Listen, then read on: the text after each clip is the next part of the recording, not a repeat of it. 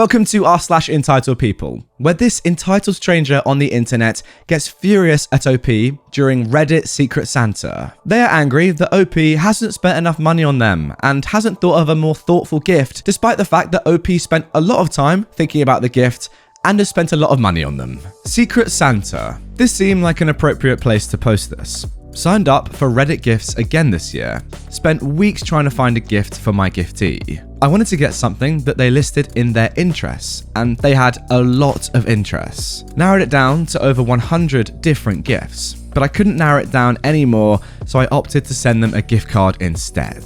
Their response was, "Wow, I was expecting a more expensive and thoughtful gift." Okay, first of all, a little bit of context about what Reddit Gifts is. Think about it pretty much as the Reddit version of Secret Santa, but with literally hundreds of thousands of internet strangers taking part. So, Reddit Gifts is a giant online gift exchange that started connecting internet stranger friends around the world with one another in 2009, and last year, nearly 200,000 people participated. That's 200,000 internet strangers from 141 different countries, all putting their faith in one another and sending gifts around the world. Pretty awesome, right? I think so. Participating really is quite easy. It takes a few minutes to sign up, create a profile, then you wait until matching day. Reddit runs a big program that matches each person to someone else in a giant daisy chain. You get that person's username, and you can stalk that person in a friendly way to find a gift that they're gonna love and then mail it off to them. And of course, somebody else will be doing the same for you anonymously. When you get it, you post your photos of the awesome gift on Reddit, and everyone celebrates together. Pretty much, this is a very wholesome event. It relies on people, having integrity, actually going out there, getting a gift, and mailing it off. If nobody does that, the whole thing falls apart. You have to, get into it, do the right thing, and actually send a gift off, and be grateful for the gift that you receive. Now guys, that context is important because it just shows how entitled this person is. OP has said in the comments below that they sent a gift card worth more than $20 to the person when the minimum spend of the whole Reddit gift Secret Santa thing was $20. So they're spending more money than they'd be expected to. They're giving this person, who they have no idea really anything about them, just their name and some pictures or whatever, some information they can find online, the ability to spend that money on whatever they want via a gift card. Yet still, this person is saying, no, I wanted a more thoughtful gift and I wanted one that's more expensive. Again, to make this completely transparent, they don't know each other. They're complete internet strangers. How can you want a more thoughtful gift? You don't know the person. I don't get it. And asking someone to spend more money on you, someone that you do not know, that is so entitled. It kind of makes me wonder what this entitled person actually sent off for their gift to their anonymous stranger. I would absolutely love to know, but I guess we'll never know. I really have a thought in the back of my mind that it might have been something actually really bad, like cheap, terrible, not thoughtful. This person's just entitled and self-centered. I don't know. That's my thoughts. Now moving on to our next post. Racist lady and her friend take up 8 seats in a crowded airport. I was traveling with my brother and his 5 kids, ages 4 to 15. We were in the airport in Dallas, and the way the seats were set up, there was an entrance at one end of the row, and then they went all the way down to the glass, with 2 rows facing one another. 2 opposite rows were pretty close together. Also, we're black, which plays in. It was packed, and there were 7 of us, so we figured that we just have to stand around with the kids for 90 minutes or something like that. But then I spotted some empty seats, each with some stuff on it. Not a lot, but something like a purse, a jacket, and a little shopping bag. They were against the glass, and these 2 older white ladies sat facing one another and had set their roller bags up like a wall, preventing anyone from getting down the row. I figured that they were maybe traveling with a large group who had left their stuff, but it looked like one person's stuff spread out. So I figured I would ask, "Excuse me ladies, are you traveling with anyone?" They stared at me for a while.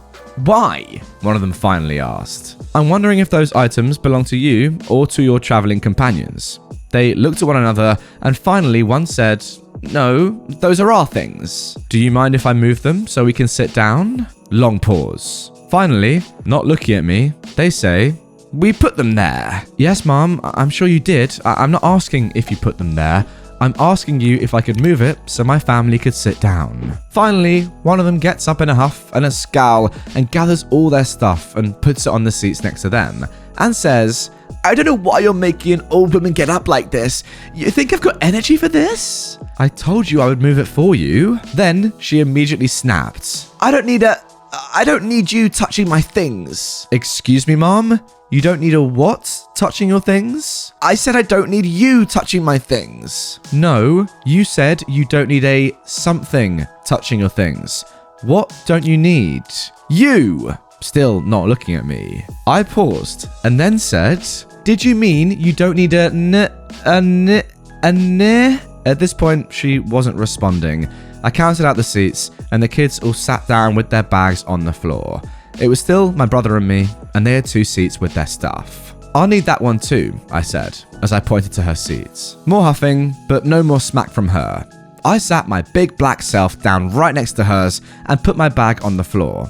They sat in silence until our flight was called. Wow, you handled that like an absolute legend, OP. Although we didn't hear any explicit racism, it's pretty clear from this account that these women were about to say something extremely racist and maybe had racist thoughts throughout in terms of why they wouldn't give OP and her family the seats that they were not using, but just, taking up selfishly. Calling them out though, like that, or just being obvious with it and saying, you know what, no, say what you were gonna say. Say it and listen to how ridiculous it is. Amazing. The fact that they had nothing to say just spoke 1,000 words. Obviously racist, obviously disgusting, obviously get out of the airport. That's what I say. Now moving on to our third post. Entitled Mum tells me my 14-year-old sister was asking to be harassed. Gets roundly embarrassed. So, I am 16, almost 17, and my sister is 14. We were raised by a single dad who is ex-military and firmly believes if someone starts a fight with you, then you should end it. I attend a pretty swanky boarding school in the UK, and there's plenty of entitled mums and entitled kids running around. But they're the sort of rich and don't realise they're a bit dense sort of people. I'm going to have to try and work out which boarding school this is. Wish me luck. Me and my sister are in separate boarding houses, but see each other most days. I love my sister and often feel the need to stick up for her. In the boarding house next to mine, there is an entitled kid who is 17 and is a very unpleasant young lad. He's not particularly bright as a student, but he's in the first team for rugby and is generally quite athletic. He's been known to be a bully for a while now, but he also seems to have a darker side, and many girls have accused him of making creepy comments and openly threatening them. Around the start of October, our drama class began to do casting for High School Musical. Now my sister is absolutely obsessed with it for some reason. So me being the good brother and one of the favourite drama students, I literally take it as a scholarship, I managed to get her a role as a backup dancer. And she was really happy. The entitled kid also decided that he wanted a foray into drama and was also cast as a backup dancer, since his acting and singing were questionable at best. This means he was working closely with my sister and the other dancers most of the time. No problem, right? Wrong. My sister tells me in the first 2 days that he was already getting creepy with her and some of the other girls. More concerningly, younger backup dancers. I talked with my girlfriend about it and decided the next day I'd have a polite word with him. I'm slightly autistic, so I sometimes need guidance on how to handle things like this. The next day, I went into the drama room and I clearly heard him say something which I will not repeat here to my sister and another girl. I walked up to him, already not in a fantastic mood, and said something along the lines of, "Don't you dare say that to my sister or any of the girls here. You understand?" Now this idiot replies, "Deadass or what?" This next part I clearly didn't think through properly, but I said, "Well, I could either knock your lights out or get you kicked out of the play and the rugby team with what I've heard you say." Now, I'm about 6 foot, 135 pounds, and I'm by no means weak, but this guy is easily 6'3", 170 to 190 pounds. But nevertheless, he grunts some agreement and buggers off. I thought nothing of it, and the play went off without a hitch. Cut to 3 weeks ago, and at 9 PM, when our homework time ends, I decided to go out with my girlfriend to celebrate 8 months. And I'm so glad I did. We're walking behind the main school building when we heard someone clearly in distress. My girlfriend immediately went to find a teacher, and I ran over to see what was going on, since at first I thought somebody had tripped or something. I find the entitled kid has backed my sister into a corner and is threatening her, shouting obscenities, standing in a very predatory stance. She's lying on the floor with a noticeable bruise on her face and sort of shouting in anger and pain. I immediately sort of grabbed the kid and started throwing punches. My only goal was to get this monster away from my sister. Now, despite him having size and most definitely strength on me, I quickly realized every time he hit me, it didn't hurt so bad. But when I hit him, he felt it more than I did. I attribute this to the fact that I've gotten beaten up my whole life. Mainly because people assume the autistic kid won't fight back, while this prancy little princess probably isn't used to being hit. Eventually, I got him in a headlock, which I did maybe hold for a bit too long, and when I let go, he didn't fight back. So I just got up and started kicking him. I'm not one of excessive violence, but something about this predator attacking my tiny, relatively defenseless sister had me seeing red.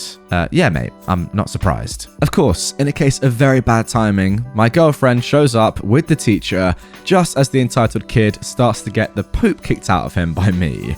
The teacher naturally separates us and gets us both sent to the head's office in the following morning. Fairly enough, seeing that the kid is badly beaten and that the teacher saw me kicking him, the head thought that I was the aggressor, which also makes relative sense, since the entitled kid's disciplinary record is for the most part clean, and mine has a few fights on it. The entitled kid's mum, the queen female dog with the Karen haircut, fake nails, and very fake tan skin, arrives and promptly starts to go absolutely bat poop on me for assaulting her baby boy.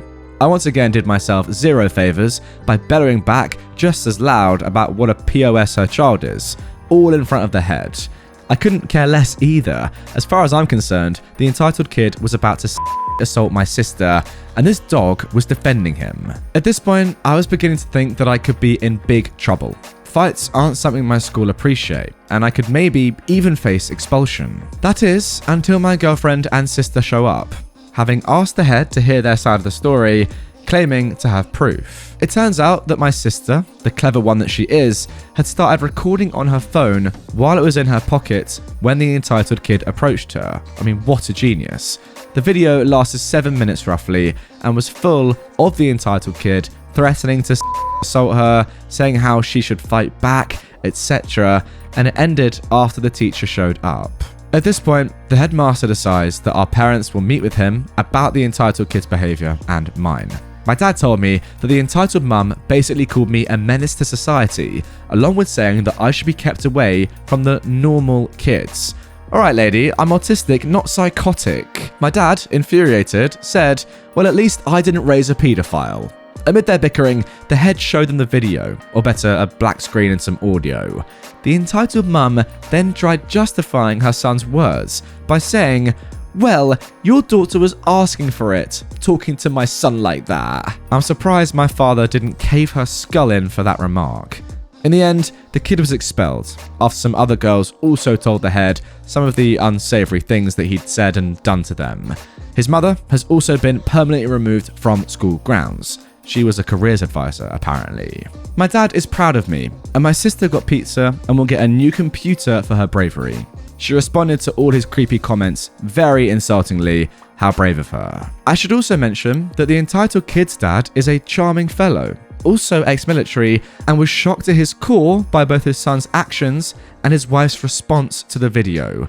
He has profusely apologised, both to me and my sister, and has also said to my dad how remorseful he is that he didn't raise his son right. I thought it fair to add this, just in case anyone thought that he was like the entitled mum. I just thought I'd share what was a very mad experience. Wow, and there we go. You know what, actually, yeah, fair play OP for talking about the dad there and explaining that he is not like his wife or their kid. It's actually quite impressive, the fact that he is, saying, openly admitting, I'm so sorry for what happened, and I'm so sorry that I didn't raise my son correctly. Pretty horrific story. I hate to even begin to imagine what might have happened if you and your girlfriend hadn't been there at that exact time. That is lucky beyond belief. But hey, maybe it was meant to happen. I don't know. Oh, your sister, fair play to her. It doesn't even sound like she's traumatized by the event. She was defending herself amazingly. The quick thinking to start recording on your phone at a moment of such terror is actually pure genius. And I've got to say, such a shame that people like this exist, but hey, at least he has been expelled. That is all we can say. Anyway, guys, that is going to do it for this episode of r/EntitledPeople. Really hope you have enjoyed it. A couple of darker stories in there, but you know what?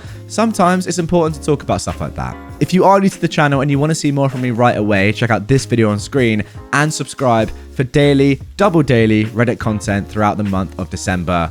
I'll see you guys all later on with a brand new one. Take care.